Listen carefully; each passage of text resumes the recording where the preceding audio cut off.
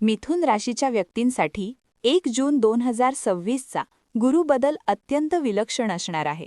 कारण गुरु तुमच्याच राशीतून निघून तुमच्या दुसऱ्या स्थानात म्हणजेच धन आणि कुटुंब स्थानात प्रवेश करत आहे. कर्क ही गुरुची उच्च राशी असल्याने मिथुन राशीच्या लोकांसाठी ही तिजोरी उघडण्याची वेळ आहे. नमस्कार. 1 जून 2026 रोजी देवगुरु बृहस्पती मिथुन राशीचा प्रवास संपवून आपल्या उच्च राशीत म्हणजेच कर्क राशीत प्रवेश करत आहेत. मिथुन राशीसाठी गुरु आता तुमच्या दुसऱ्या स्थानात म्हणजेच धनस्थानात येणार आहे. गेल्या वर्षभरात तुम्ही जे कष्ट केलेत त्याचं फळ आता बँक बॅलन्सच्या रूपात मिळण्याची वेळ आली आहे. हा बदल तुमच्या आर्थिक आणि कौटुंबिक आयुष्यावर काय परिणाम करेल पाहूया सविस्तर. दुसऱ्या स्थानातील उच्चाचा गुरु, धन आणि संपत्ती. आर्थिक भरभराट. गुरु धनस्थानात उच्चाचा होत असल्याने तुमच्या संपत्तीत प्रचंड वाढ होईल. जुन्या गुंतवणुकीतून अनपेक्षित नफा मिळेल. गोडवाणी. तुमची बोलण्याची पद्धत अतिशय प्रभावी आणि रसाळ होईल. तुमच्या शब्दांनी तुम्ही कठीण कामे सहज करून घ्याल. सल्लागार आणि वक्ता म्हणून तुमची प्रसिद्धी वाढेल. कौटुंबिक सुख. कुटुंबात नवीन सदस्याचे आगमन होऊ शकते.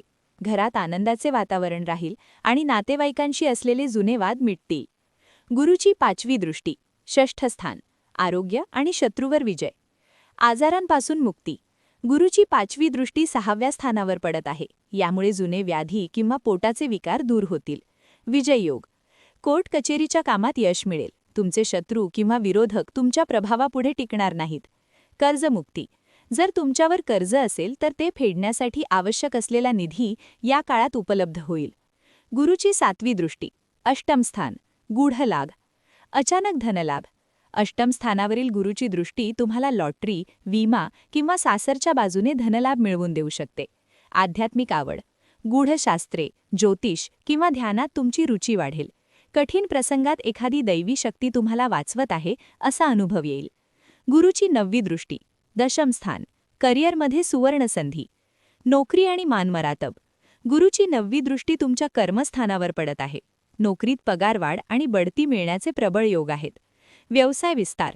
नवीन व्यवसाय सुरू करण्यासाठी किंवा असलेल्या व्यवसायाची दुसरी शाखा उघडण्यासाठी हा काळ अत्यंत अनुकूल आहे.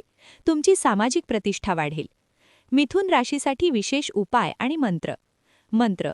ओम नमो भगवते वासुदेवाय या मंत्राचा तुळशीच्या माळेवर जप करा. दान. गुरुवारी पिवळ्या रंगाचे अन्न किंवा केळी गरजू व्यक्तींना दान करा. खास टिप. धनस्थानात गुरु असल्याने पैशांची बचत करण्यावर भर द्या, कारण ही आलेली लक्ष्मी दीर्घकाळ टिकणारी असेल. मिथुन राशीसाठी उच्चाचा गुरु हा खऱ्या अर्थाने धनवृद्धी करणारा काळ आहे. तुमची वाणी आणि तुमचे ज्ञान या काळात तुमची सर्वात मोठी शक्ती असेल. 1 जून 2026 नंतर येणाऱ्या संधींचे सोने करा. मिथुन राशीच्या तुमच्या ओळखीच्या व्यक्तींना हा व्हिडिओ शेअर करा. कमेंट्समध्ये ओम गुरवे नमः लिहायला विसरू नका आणि ॲस्ट्रो पुराण गुरु चॅनलला सबस्क्राईब करा.